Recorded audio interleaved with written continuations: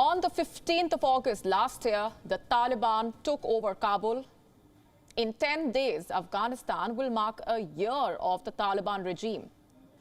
For months now, we have tried to decode what the new Taliban rule looks like. We reported on the erosion of women's rights, of the economic crisis, and how children are going hungry in the country. All of this shows us what the Taliban regime looks like, but we got a true picture of what the new Taliban truly is yesterday. This week, our Pakistan Bureau Chief Anas Malik was on a reporting assignment in Kabul. He was there to cover the first anniversary of the Taliban's takeover of Afghanistan. This was not the first time Anas was reporting from Afghanistan. He was there last year for over 100 days when the Taliban were taking over the country.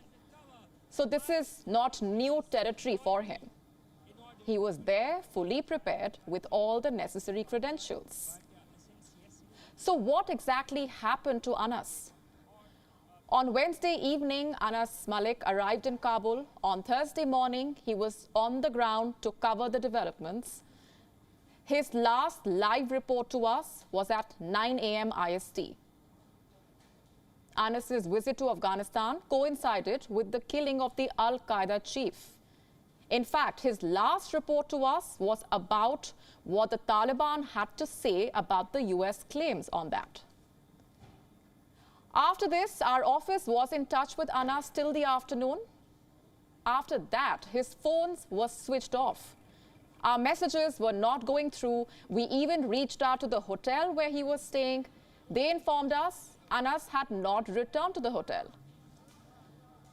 Later in the evening, WION reached out to the Pakistan Embassy in Delhi, the Taliban Foreign Office, and Sohail Shaheen, who is the head of the political office of the Taliban.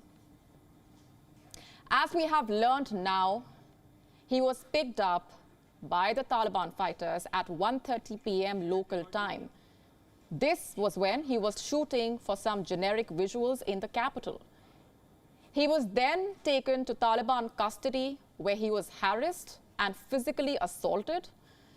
His associates, a local producer, and the driver were also assaulted and are still in their custody.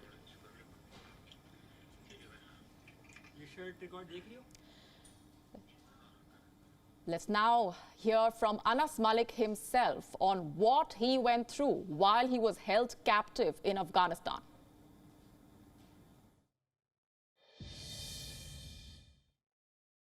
Well, first of all, thank you so much for all your prayers and love and concern.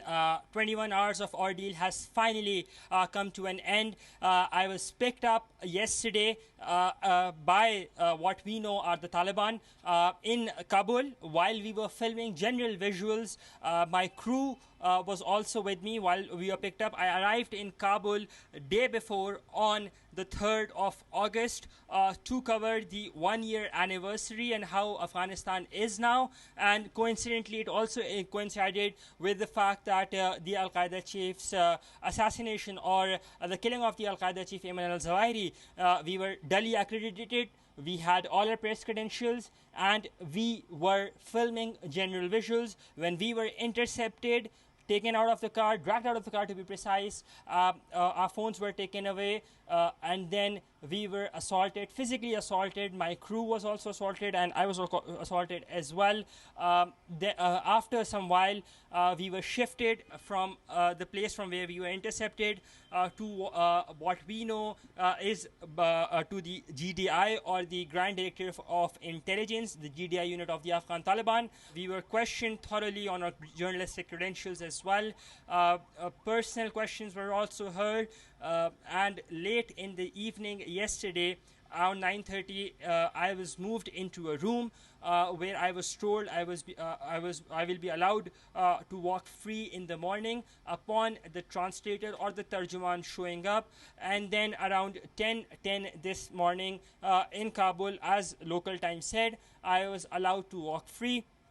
dropped off, to be precise, with my press credentials still not with me. The accreditation, the permit letter is still not with me.